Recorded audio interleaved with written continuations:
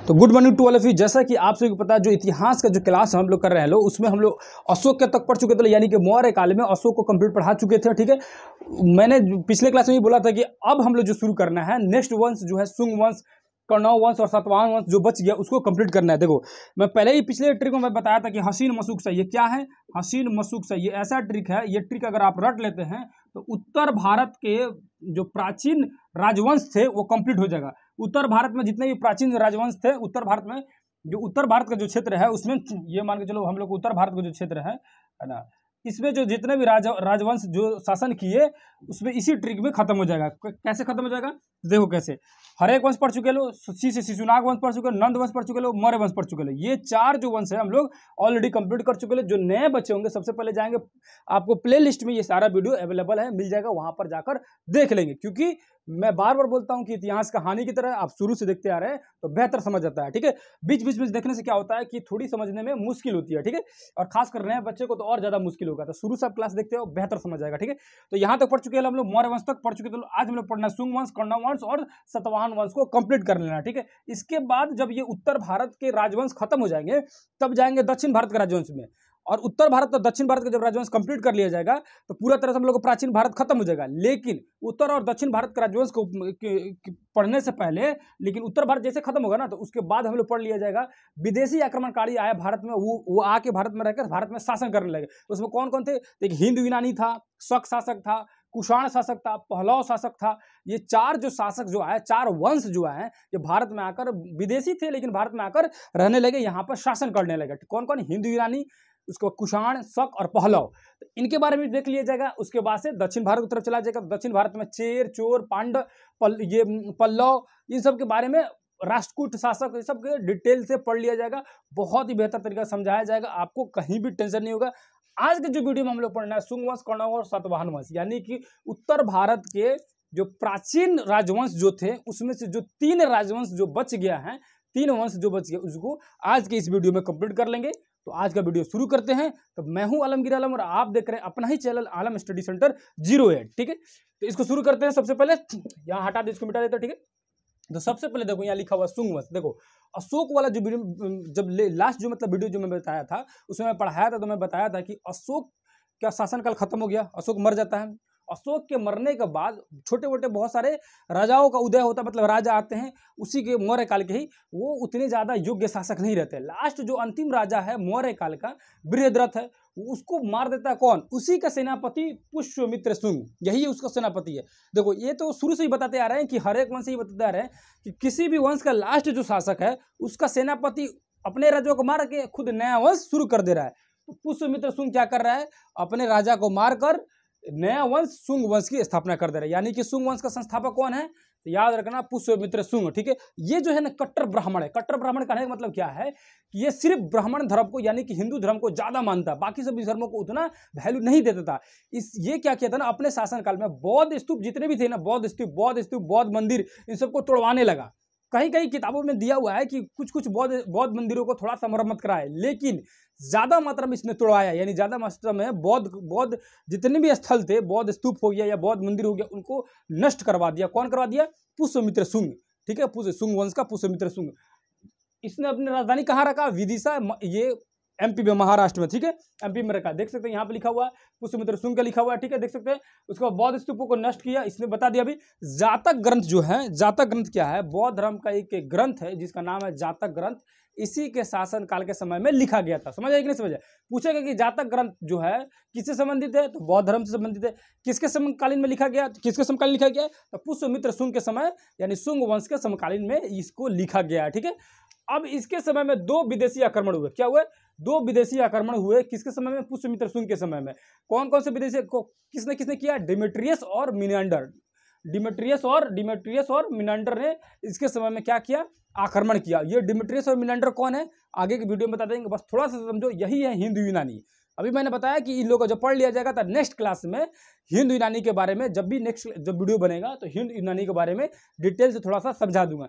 बस इतना समझो कि जो डिमेट्रियस और मिनांडर जो है ये कौन है, हिंदू यूनानी शासक है। किसके शासनकाल में आ रहे हैं आक्रमण करने, तो शुंग वंश के पुष्यमित्र शुंग के समय में आ रहे हैं ये, इसके शासनकाल में आक्रमण करने के लिए शासन करने के लिए। मेंढर जो होता है हार जाता है, हारने के बाद क्या होता है, उसको नागसेन से भेंट होती है। नागसेन कौन है, तो एक बौद्ध भिक्षु है। नागसेन कौन है, तो एक बौद्ध भिक्षु है। उससे मुलाकात होती है, किसकी, मेंढर की मुलाकात होती है। तो मेंढर जो नागसेन से काफी प्रभावित होता है और बौद्ध धर्म को अपना लेता है और बौद्ध धर्म की शिक्षा लेने लगता है। बौद्ध धर्म की शिक्षा किसे लगता है, नागसेन से लेता है। कौन लेता है, मेंढर लेता है, ठीक है। अब जो शुंग वंश के यहाँ पे लिखे हुए हैं कि शुंग वंश को और कलिंग नरेश खारवेल, ये क्या है, तो देखो मैंने पिछले वीडियो में बताया था जब अशोक के शासनकाल में क्या हुआ था कि अशोक के शासनकाल में ये जो कलिंग के जो राजा नंदराज था, मैंने बताया था कि कलिंग का राजा कौन था, नंदराज था। उसको अशोक गया वहां पे बहुत ही भयानक नरसंहार करके कलिंग के राजा को भी खत्म किया, लोगों को भी मार दिया और वहां भयानक नरसंहार किया। तो क्या हुआ कि उसी समय से कलिंग क्या हो गया था, कलिंग क्षेत्र जो है मौर्य काल में यानी कि मौर्य के क्षेत्र में आ गया था, मौर्य के क्षेत्र में मौर्य के अधीन आ गया था। तो जाहिर सी बात है शुंग वंश मौर्य के ही जो क्षेत्र पर कब्जा कर लिए, उसी के राजा को मार के, ठीक है, ये पुष्यमित्र शुंग। तो उस समय भी कलिंग जो है उन्हीं के अधीन था, उन्हीं के क्षेत्र में था, अधीन मतलब उसी के कब्जा में था, ठीक है। लेकिन कलिंग का राजा फिर एक नया आता है पुष्यमित्र शुंग के समय में, उसका नाम रहता है खारवेल। यानी कलिंग नरेश खारवेल जो है अपना जो क्षेत्र कलिंग जो क्षेत्र है उसको आजाद कर लेता है। क्यों आजाद कर लेता है, अशोक का शासनकाल खत्म हो गया, मौर्य काल खत्म हो गया। पुष्यमित्र शुंग में उतना ज्यादा ताकत नहीं है कि उस क्षेत्र को दबा कर रखे, यानी कब्जा करके रख ले। तो जाहिर सी बात है जिसका अपना क्षेत्र है वो कभी ना कभी तो अलग अपना सेपरेट लेगा ही, चाहे आप कितना भी उसको दबा कर कब्जिया कर रखें तो काहे नहीं। बहुत सारे लोग हैं रिलेशन वगैरह में देखिएगा तो सबके रिलेशन में रहते हैं, बहुत सारे जमीन को लोग कब्जा करके रखते हैं, लेकिन कभी ना कभी तो हटना ही है। कब तक आपका शासन रहेगा, आप जाइएगा, आपके बच्चे आएंगे, आपके वंश आएगा, आपका वंश कभी ना कभी तो कोई ना कोई तो उसको छीन ही लेगा, ठीक है। तो वही होता है, ठीक है। तो कलिंग को कब्जा किया तो अशोक, लेकिन बाद में कलिंग का राजा खारवेल जब आया तो अपने क्षेत्र को आजाद कर लिया, अपने कब्जा में ले लिया, ठीक है। गरुड़ ध्वज अभिलेख में हेलियोडोटस की चर्चा की गई। देखो हेलियोडोटस जो है एक बाहरी आक्रमणकारी है, बाहरी या विदेशी शासक मान के चलिए, उसकी चर्चा किस अभिलेख में है, तो गरुड़ ध्वज अभिलेख में की गई है, ठीक है। गरुड़ ध्वज अभिलेख किस वंश से रिलेटेड है, तो याद रखना शुंग वंश से, उसमें किसकी चर्चा है, तो हेलियोडोटस की चर्चा है, बस इतना याद रख लो काफी है, ठीक है। अब देखो इसका जो अंतिम जो शासक है, इसका अंतिम शासक का नाम है देवभूति। क्या नाम है, देवभूति। देवभूति को मार रहा है इसी के सेनापति वासुदेव। इसी के सेनापति कौन मार रहा है, वासुदेव मार रहा है। वासुदेव मार रहा है अपने ही राजा देवभूति को। और देवभूति है कौन, यानी कि देवभूति जो है कौन है, यही शुंग वंश का अंतिम शासक है देवभूति। उसका सेनापति है कौन सा, उसका सेनापति, उसके सेनापति का नाम है वासुदेव। क्या नाम है, वासुदेव। अपने ही राजा को मारकर एक नया वंश कौरव वंश की स्थापना कर दे रहा है। ये सबको ये मैं बार बार बता चुका हूँ, अब तो कम से कम इतना सबको पता हो चुका होगा कि अंतिम जितना भी राजा रहेगा लोग, किसी भी वंश का लास्ट शासक, उसका ही सेनापति उसको मारेगा और खुद का एक नया वंश की स्थापना कर देगा। समझ आए कि नहीं समझा, समझे कि नहीं समझे। तो जो देवभूति जो है, ये देवभूति को मार रहा है कौन, वासुदेव, और कौरव वंश की स्थापना कर दे रहा है। तो कौरव वंश का संस्थापक कौन हो जाएगा, वासुदेव। राजधानी विदिशा, यानी कि ये विदिशा रख रहा है, ये भी विदिशा ही रख रहा है, ठीक है।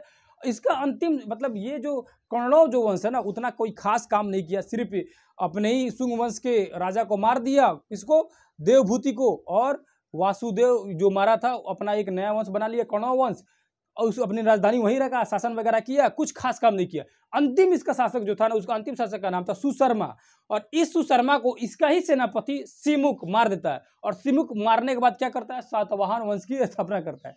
देखा कि नहीं देखा, यानी कि कौरव वंश का अंतिम शासक सुशर्मा, उसको मारने वाला उसका सेनापति सिमुक, एक नया वंश की स्थापना करता है सातवाहन वंश, यानी सातवाहन वंश का संस्थापक कौन है, सिमुक है।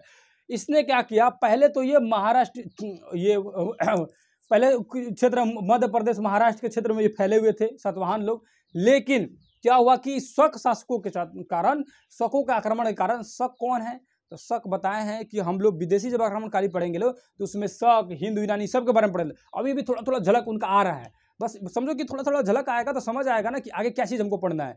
तो शकों के चलते ये क्या हुआ कि ये भाग गए कहाँ, महाराष्ट्र और मध्य प्रदेश क्षेत्र से भागकर आंध्र प्रदेश क्षेत्र में जाकर बस गए। कौन बस गए, सातवाहन जाकर आंध्र प्रदेश के क्षेत्र में जाकर बस गया, ठीक है।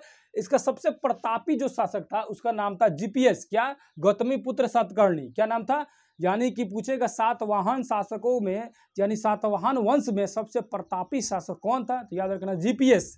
गौतमी पुत्र सातकर्णी। कौन? गौतमी पुत्र सातकर्णी जो था सबसे प्रतापी शासक था। उसके समय शक शासक जो नहपान था, अभी बताया कि शकों के चलते भाग के आंध्र प्रदेश चल गए और ससुरा शक अभियो नहीं छोड़ रहा था लो, अभियो खेदा खेदी कर रहा था लो। वही शक शासक का नाम था नहपान। वो क्या किया, आया मारने के लिए किसको? जीपीएस को। कौन था जीपीएस? गौतमी पुत्र सातकर्णी, सातवाहन वंश का सबसे प्रतापी शासक था। इसको मारने कौन आ रहा है? नहपान। एकदम क्लियर याद रखना, नहपान है शक शासक का, शक शासक यानी कि नहपान है शक शासक और गौतमी पुत्र सातकर्णी है सातवाहन शासक। ये आ रहा मार रहा है इसको, लेकिन गौतमी पुत्र सातकर्णी जो है यानी जीपीएस जो है मार के इसको नहपान को छितार देता है, यानी कि नहपान को हरा देता है, यानी कि शक शासक हार गए, भाग गए वहां से। ठीक है, अब क्या हुआ, उसके बाद जो गौतमी पुत्र सातकर्णी के खत्म हो जाता है, मर जाता है, तो अगला जो शासक बनता है उसका नाम है बीपीपी। बीपीपी मतलब विशिष्ट पुत्र पुल्लुवर्म, विशिष्ट पुत्र पुल्लुमापी। ठीक है, विशिष्ट पुत्र पुल्लुमापी, इसका नाम है बीपीपी। देखो इसका नाम से थोड़ा सा कैसे लग रहा है, गौतमी पुत्र सातकर्णी, थोड़ा भयानक नाम लग रहा है कि नहीं, मतलब कि लग रहा है कि नहीं कोई बलशाली आदमी का नाम होगा गौतमी पुत्र सातकर्णी। तो नामे से लग रहा है कि गौतमी पुत्र सातकर्णी और नहपान में लड़ाई होगा तो कौन जीतेगा? तो नहपान यानी कि नहाइए जाके, अजीब टाइप का नाम है। ठीक है, तो नहपान हार जाता है, गौतमी पुत्र सातकर्णी जीत जाता है। अब इसके बाद लड़ाई होता है बीपीपी का, यानी कि विशिष्ट पुत्र पुल्लुवापी। विशिष्ट पुत्र पुल्लुवापी या रुद्रदामन, कौन सा नाम भारी लग रहा है? कौन सा नाम अपने सोच के बताओ, रुद्रदामन या विशिष्ट पुत्र पुल्लुमापी? नाम लग रहा भारी रुद्रदामन, रुद्रदामन, रुद्र रूप बोलता है, रुद्र रूप। तो अब जो आएगा शक शासक रुद्रदामन और लड़ेगा किससे? बीपीपी से, यानी विशिष्ट पुत्र पुल्लुमापी से लड़ेगा और विशिष्ट पुत्र पुल्लुमापी को हरा देगा, यानी कि सातवाहनों की हार हो जाती है और शक शासक जीत जाते हैं। शक शासक कौन है? रुद्रदामन। देखो वही चीज यहाँ पे लिखे होंगे, रुद्रदामन जो है क्या करता है? जीत जाता है और बीपीपी को हरा देता है। लेकिन हारने जीतने के बाद ये क्या होता है ना, ये दिमाग लगा देता है। कौन लगाता है? बीपीपी दिमाग लगाता है, कहता है कि हमरे बेटिया से शादी कर लो और वैवाहिक संबंध बनाकर ये सब मामला रफा दफा करो। ठीक है, पहले के राजा क्या करते थे ना, हारते थे ना तो क्या करते थे, तुरंत शादी का प्रपोजल भिजवा देते थे, क्योंकि लड़ाई एक दिन थोड़े होता था, कई महीनों महीने लड़ाई होता था। तो उनको लगता था कि अब हार जाएंगे, चाहे बुरी तरह से हार होने वाली है, तो क्या करते थे, लड़की को, अपने बेटी को, अपने बहन को या किसी को भी शादी का प्रपोजल देकर खड़ा कर देते थे आगे कि युद्ध रोकना है, युद्ध रोकना चाहते हैं तो शादी कर लीजिए, युद्ध रोक दीजिए। अगला देखता था कि लड़की सुंदर मिल जा रही है, दहेज मिल जाएगा, सब का मुंह हो जाएगा, चलो शादी कर लो। ठीक है, तो रुद्रदामन क्या किया, विवाह कर लेता है ये बीपीपी के पुत्री से और वैवाहिक संबंध हो जाता है। इस तरह सातवाहन और शक शासन के बीच में वैवाहिक संबंध हो जाता है, यानी दोस्ती यारी हो गई, बात खत्म हो गई लोग का।